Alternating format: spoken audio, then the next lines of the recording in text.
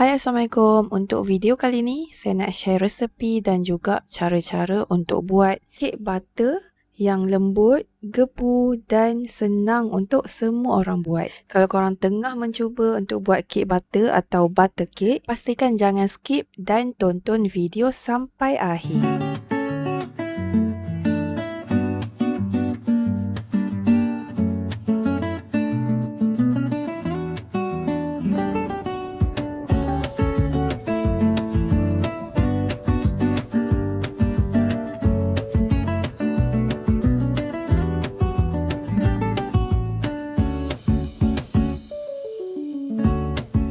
Mula sekali sediakan loyang, letak baking paper. Untuk kek butter ni saya gunakan saiz loyang 9 inci.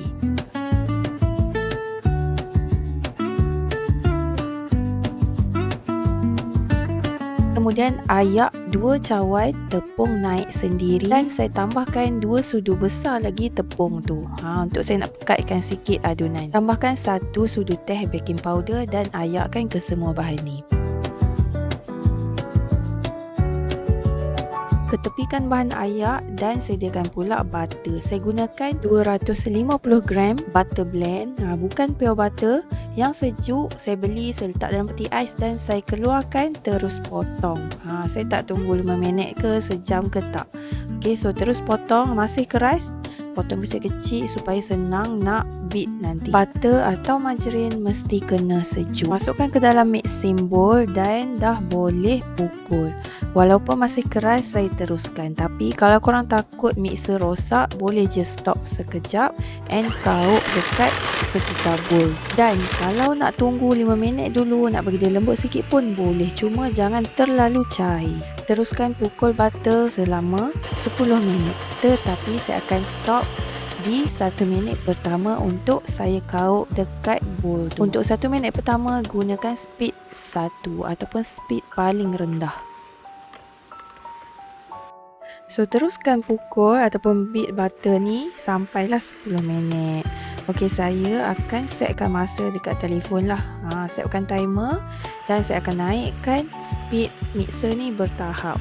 Daripada 1 tadi saya naikkan perlahan-lahan kepada speed 2, 3 dan 4. Pukul sampai butter menjadi putih, ringan dan fluffy. So kalau korang dapat tengok, butter pun dah bertukar warna putih dan gebu. Kalau korang guna margarin, jangan risau. Dia akan bertukar menjadi putih tapi dia taklah seputih macam kita pakai butter. Sebab margarin dia memang dah ada warna kuning tu sikit-sikit. 10 minit pun dah berlalu, dah boleh stopkan mixer. So jom kita tengok tekstur butter selepas kita pukul. So macam ni lah, dia akan jadi putih dan ringan. Jom kita teruskan. Masukkan 1 cawan gula caster dan sambung pukul menggunakan speed 1 dahulu. Okey, masa ni kita dah kena set timer 5 minit. Macam biasa, untuk 1 minit pertama saya guna speed 1 dan saya akan stopkan mixer untuk saya kauk dekat tepi dan juga dekat bawah bowl. Kemudian sambung beat bahan-bahan ni, itu butter dan juga gula. Naikkan speed mixer daripada 1 tadi, so kita gunakan speed 4.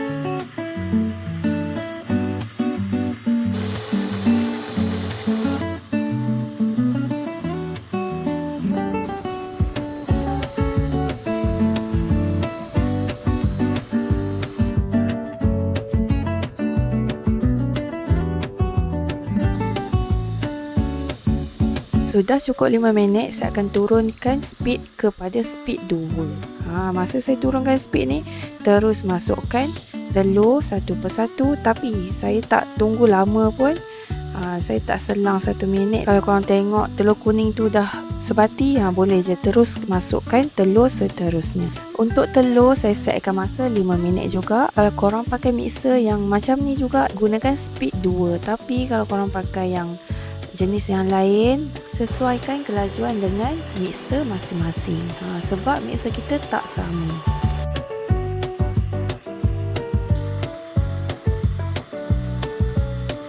Dah cukup 5 minit, offkan mixer dan jom kita tengok sama-sama tekstur adunan setelah kita masukkan telur. Step seterusnya, masukkan bahan ayak tadi. Kali ni saya tak masuk sedikit demi sedikit, saya masukkan ke semua sekali. Lepas tu dah siap masuk tepung, letakkan 1/2 cawan buttermilk. Dan kali ni saya tak buat sendiri. Kebetulan saya pergi kedai dan terjumpa, saya beli je lah. Masukkan ke semua buttermilk tu, dan juga 1 sudu besar esem vanila. Kalau korang beli ekstrak vanila yang original lagi sedap. Aroma dia lagi mewah. Untuk sukatan vanila ni sebenarnya terpulang dan bergantung kepada jenis vanila juga. Kalau korang rasa bau terlalu kuat, boleh kurangkan. Dan kalau rasa baunya tak sampai, lebihkan. So dah siap masuk tepung, korang kena beat selama lebih kurang 3 minit. Saya gunakan speed paling rendah, iaitu speed 1. So dah siap. Ok, so ini adalah adunan yang kita nak.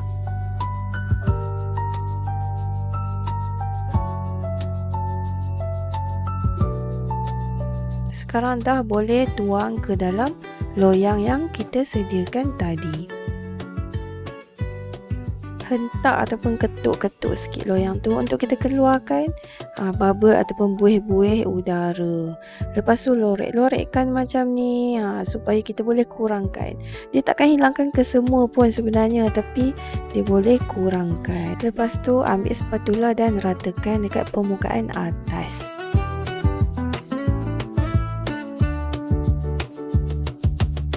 Ready untuk kita bakar. Bakar menggunakan suhu 130 selama 80 minit. So selepas 80 minit, inilah hasilnya. Keluarkan dari oven, panas-panas macam ni. Wajib keluarkan dari loyang. Jangan biarkan kek dekat dalam loyang.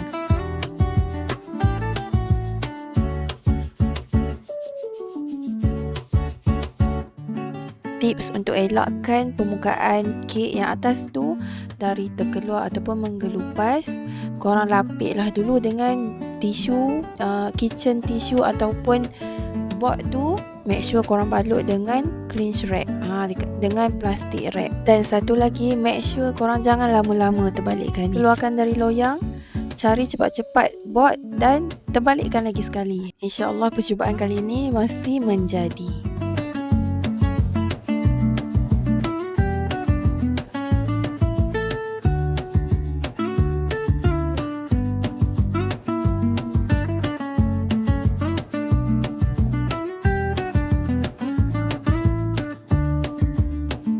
Butter cake pun dah siap. Sekarang selepas 15 minit kita keluarkan dari loyang tadi, make sure korang balut dulu dengan plastik wrap untuk kita kekalkan kelembapan kek tu. Selepas kita balut, boleh masukkan dalam peti ais, tapi korang tunggu dulu bagi kek tu sejuk sepenuhnya. Masukkan peti ais selama semalaman. Tapi untuk video kali ni saya tak letak dalam peti ais sebab saya nak tengok tekstur kek kalau kita tak letak dalam peti ais. Saya hanya wrap dan saya letak dekat suhu bilik sahaja. Total masa saya wrap ni adalah 5 jam. Lepas tu saya buka dan terus potong. So saya nak share sikit berkaitan oven. Untuk kek kali ni saya preheat oven, saya onkan kipas dan juga saya guna thermometer oven. Ok, so thermometer oven tu suhu dia 130, thermometer tombol oven suhu 120. So tak sama. Jadi kalau korang rasa kek selalu tak jadi, mungkin boleh cuba beli thermometer oven. Biasanya orang akan share suhu kan, akan share suhu bakar 130, tapi kita tak tahu 130 tu suhu sebenar dalam oven ataupun suhu tombol oven. Jadi untuk kek saya ni saya guna suhu 130, suhu thermometer oven. Dan satu lagi, kebanyakan resepi menggunakan suhu 120, tapi saya dah cuba, kek saya akan masih putih walaupun dah hampir 90 minit bakar. Jadi saya boleh ringkaskan yang kek saya tak sesuai guna 120. Korang pun kena cuba beberapa kali untuk dapatkan suhu yang tepat dengan oven masing-masing. Nanti saya akan sharekan link termometer oven dekat bawah. So inilah kek butter ataupun butter cake untuk hari ni. Teksturnya lembut gebu macam kek dulu-dulu, yang pastinya tanpa menggunakan ovalid. So selamat mencuba.